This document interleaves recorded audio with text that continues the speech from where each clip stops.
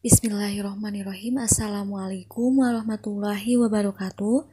Di sini kami akan menjelaskan materi tentang alat ucap dan organ bicara. Ismi Nopia Poni Agustiani. Perkenalkan, nama saya Humaini Ahmad Maulana, Pendidikan Bahasa Arab semester 5C. Baik, sebelum saya menjelaskan apa itu alat ucap dan organ bicara, perlu diketahui secara pengertiannya terlebih dahulu. Nah, menurut Cair, yaitu alat ucap atau organ bunyi adalah organ pada tubuh manusia yang berfungsi dalam pengucapan bunyi. Sedangkan menurut Kamus Besar Bahasa Indonesia edisi kelima, yaitu alat ucap atau organ bunyi adalah organ tubuh manusia yang berfungsi dalam pengujaran bunyi bahasa seperti paru-paru, laring, faring, rongga hidung, rongga mulut, bibir, gigi, lidah, alveolum, platum, velum. Jadi dapat disimpulkan bahwa alat ucap organ bunyi ialah seperangkat organ manusia yang memiliki keterlibatan dalam proses terjadinya bunyi atau suatu alat yang digunakan untuk menghasilkan bunyi-bunyi bahasa. Selain itu, ilmu fonetik atau ilmu yang mengkaji dan mendeskripsikan mekanisme alat-alat ucap manusia dalam menghasilkan bunyi bahasa disebut fonetik artikulatoris. Baik, selanjutnya macam-macam alat ucap.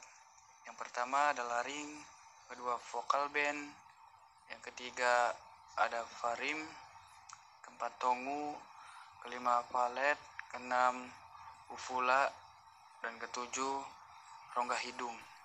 Lip dan tit. Selanjutnya, fungsi alat ucap. Secara umum, alat bicara atau alat ucap manusia ini memiliki fungsi utama yang bersifat biologis, misalnya paru-paru untuk bernapas, mulut dan seisinya untuk makan. Kita perlu mengenal nama-nama dan fungsi alat-alat itu untuk bisa memahami bagaimana bunyi bahasa itu diproduksi. Nama-nama itu pun diambil dari nama-nama alat ucap itu. Bahkan, pendapatnya menurut Marsono, yaitu dia menerangkan bahwa bunyi bahasa terjadi jika udara mengalami hambatan pada alat-alat bicara dan memiliki fungsi. Nah, fungsi ini akan dijelaskan oleh saudara Alan. Baik, berikut ini fungsi dari alat-alat ucap. Yang pertama, paru-paru. Paru-paru berfungsi untuk bernapas. Bernapas terdiri dari dua proses, yakni proses menghisap udara ke paru-paru yang berupa oksigen. Yang kedua, proses mengeluarkan udara dari paru-paru yang berupa karbon dioksida. Proses ini disebut mengembuskan napas, dan selama manusia masih hidup, proses mengembang pembesaran ruang paru-paru dan mengempis pengecilan ruang paru-paru. Paru-paru yang dikerjakan oleh otot-otot paru-paru. Otot perut dan rongga dada berjalan terus secara teratur. Arus udara yang dari paru-paru inilah yang menjadi sumber syarat mutlak terjadinya bunyi. Jadi demikian, paru-paru berfungsi untuk mengeluarkan udara yang menjadi sumber berbentuk bunyi bahasa. Selanjutnya, pangkal tenggorok atau laring. Laring adalah saluran pernapasan yang membawa udara menuju ke trakea. Fungsi utama laring adalah untuk melindungi saluran pernapasan di bawahnya dengan cara menutup secara cepat pada stimulasi mekanik, sehingga mencegah masuknya benda asing ke dalam saluran napas. Laring mengandung pita suara atau vocal cord. Selanjutnya, rongga kerongkongan atau faring. Rongga kerongkongan atau faring ialah rongga yang terletak di antara pangkal-pangkal tenggorok dengan rongga mulut dan rongga hidung. Fungsi utamanya adalah sebagai saluran makanan dan minuman. Dalam pembentukan bunyi bahasa, peranannya terutama hanyalah sebagai tabung udara yang akan ikut bergetar bila pita suara bergetar.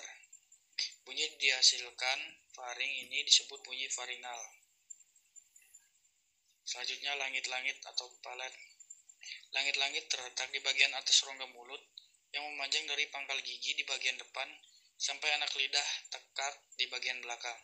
Para ahli membagi langit-langit ke dalam 3 bagian, yaitu bagian depan yang disebut dengan gusi, langit-langit keras, langit-langit lunak. Apabila bagian lidah bergerak menuju salah satu bagian dari langit-langit di atas, akan terjadilah bunyi tersendiri. Apabila ujung lidah bertemu dengan gusi, terjadilah bunyi zai, ro, sin, sod. Apabila tengah lidah dengan langit-langit keras, terjadi bunyi ya. Apabila pangkal lidah bertemu dengan langit-langit lunak, terjadilah bunyi kho, kin, kaf.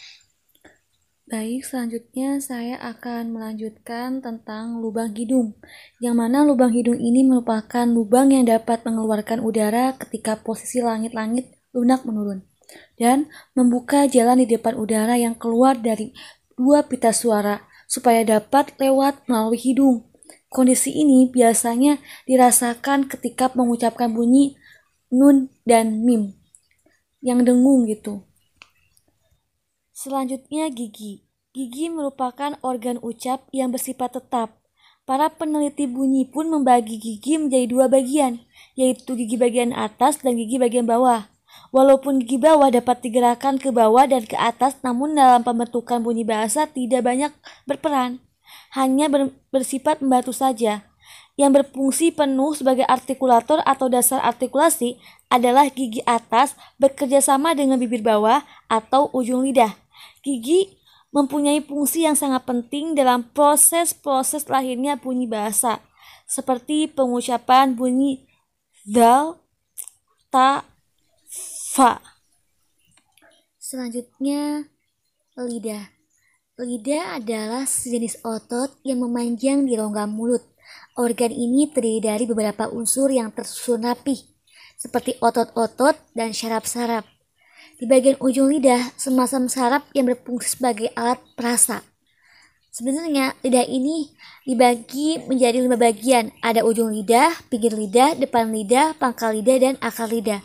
Namun, yang disebut dalam dunia fonetik itu hanya 4, yaitu ujung lidah, tengah lidah, pangkal lidah, dan pinggir lidah. Dan lidah ini termasuk organ bicara yang paling aktif dengan gerak-gerakan tertentu dari bagian-bagian lidah, seperti lidah di bagian ujung seperti ini gitu kan. Nah, ketika ujung lidah bertemu dengan gigi atau dengan ujung gigi, terjadilah bunyi dal, do, sa. Namun ketika ujung lidah bertemu dengan pangkal gigi, terjadilah bunyi di, ta, to. Namun ketika tengah lidah bertemu dengan bahasa langit keras, terjadilah bunyi shin, jim. Namun ketika tengah lidah bertemu dengan langit-langit keras, terjadilah bunyi ya. Dan ketika pinggir lidah bertemu dengan geraham, terjadilah bunyi zod. Dan itu tuh menurut ilmu tajwid. Selanjutnya bibir atau lips, di mana bibir ini merupakan bagian organ ucap yang sangat penting dan dia juga bagian dari organ yang bergerak ketika proses pengucapan terjadi, serta banyak berpengaruh terhadap lahirnya macam-macam bunyi dan sifatnya. Pengaruh ini akan muncul dengan bentuk yang khusus ketika mengucapkan bunyi-bunyi yang disebut harokat. Bibir terbagi menjadi dua, yaitu bibir bawah dan atas.